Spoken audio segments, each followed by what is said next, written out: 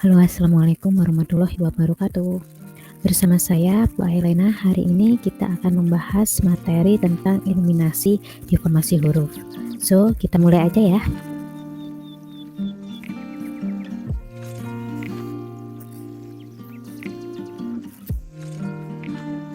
Nah, materi hari ini adalah iluminasi deformasi huruf.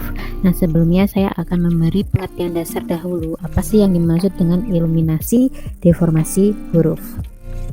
Kalau iluminasi dalam konteks DKV adalah sesuatu yang didekorasi, baik itu suatu halaman berupa ilustrasi miniatur yang menjelaskan isi konten dari teks, border yang menghiasi pada margin halaman, maupun huruf pada awal paragraf.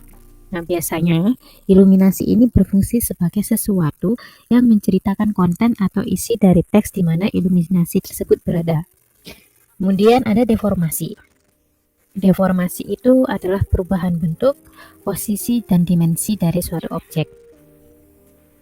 Kalau dalam seni rupa, deformasi itu diartikan sebagai suatu kegiatan penggayaan atau perubahan bentuk, posisi, dan dimensi dari suatu objek yang dilakukan dengan cara penambahan beberapa unsur visual tertentu sehingga terciptalah suatu karya baru yang lebih menarik.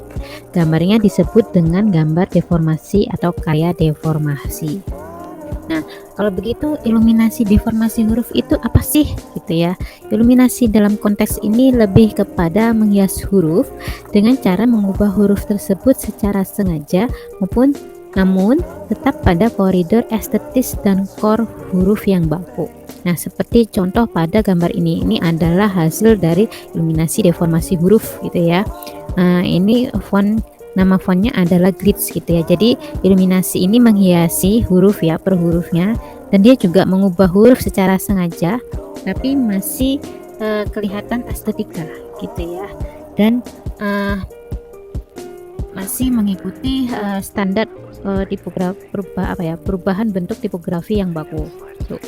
Kemudian ada contoh lagi ya, ini kalau kalian tahu nih di rumah makan Padang gitu ya, di Minangkabau itu bentuknya ini, bentuk tulisannya tuh biasanya merupakan mirip bentukan dari rumah makan Padang gitu ya. Nah, ini khas sekali gitu.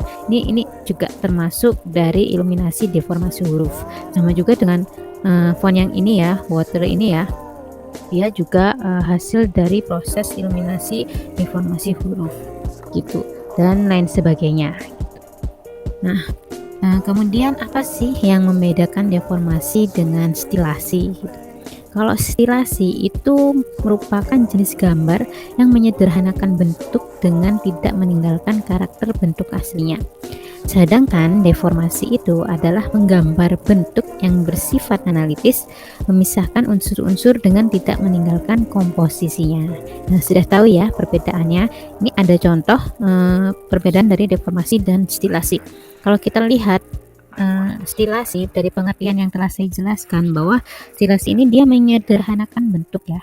Ini bentuk daun asli nih ya, dari gambar atau foto. Kemudian disederhanakan lagi seperti ini. Jadi penyederhanaan dari bentuk asli. Tapi kalau deformasi dia tidak menyederhanakan ya, tetapi dia mengubah bentuk gitu ya, tapi dengan tidak meninggalkan bentuk aslinya. Ini misalnya ini angsa apa bebek ya, gitu ya, membentuk bebek ini gitu ya. Nah, ini meskipun bentuknya beda-beda gitu ya kan, karena dia merubah bentuk, tapi secara komposisi dia tetap. Nah, itu tadi deformasi. Kemudian bagaimana sih proses pembuatan iluminasi deformasi huruf gitu ya. Nah, ini saya ada contoh ya, yang dari saya contohkan ya, sempat tadi yang Minangkabau ini ya. Nah, terus ada juga font yang dari ini canting gitu ya. Nah, misalnya kita pengen bikin font ya, tapi bentuknya itu dari bentuk canting gitu. Nah, bagaimana cara kita membuat iluminasi deformasi huruf dari canting tersebut gitu? Yang pertama kita harus tahu gambar cantingnya dulu yang asli kayak gimana gitu ya. Kemudian kita sederhanakan mirip dengan stilasi, tapi bukan stilasi juga, tapi harus lebih ke deformasi. Intinya adalah merubah bentuk ini ya, menyederhanakan dulu baru merubah bentuk ini ke dalam sebuah tulisan gitu. Nah, kalau dari sini nih gambar acuannya, gambar foto, kemudian kita sketsa ke gambar realistis, kemudian kita sederhanakan ke dalam bentuk figur, kemudian kita sederhanakan lagi dalam bentuk ikonik. Nah, dari sini ya akhirnya kita mengambil kepala cantingnya aja gitu. Nah, terus ngambil kepala cantingnya dari cucu atau carat ya sampai nyamplung. Di sini tuh nyamplung gitu ya. Nah, kemudian dari canting ini kita rubah ke dalam bentuk huruf gitu ya. Nah, kita mau bikin dalam bentuk A gitu. Nah, ini huruf A aslinya ya dari font Helvetica. Kemudian ini bentuk cantingnya gitu. Nah, kemudian kita deformasikan canting ini ke dalam sebuah huruf. Hasilnya akan seperti ini. Gitu ya. Kemudian dari hal itu akhirnya berproses ya dari huruf A sampai bentuk canting. Nanti kita akan menemukannya itu di sini. Cara ini dengan ini. Nah, itu tadi ya seperti ini ya. Ini terus yang ini huruf lengkapnya. Kemudian ini contoh huruf angkanya. Oke, lanjut yang contoh kedua, yaitu contoh iluminasi deformasi huruf dari tanaman tuh ya. Nah, kalau dari tanaman sama juga kayak canting ya, dia bikin dulu sketsanya seperti apa, kemudian ambil bagian-bagian yang akan disederhanakan ya, kemudian bagian-bagian ini diimplementasikan ke dalam sebuah huruf gitu ya. Nah, dari sini tanaman diambil dua bagian ya, atas dan bawah ini gitu. Nah, bagian yang ini dengan bagian yang ini itu. Kemudian yang bagian ini diimplementasikan ke dalam huruf A dan ini juga diimplementasikan ke dalam huruf A.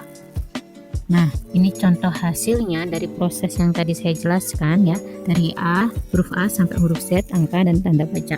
Nah, kalau kalian lihat ini konstan semua ya.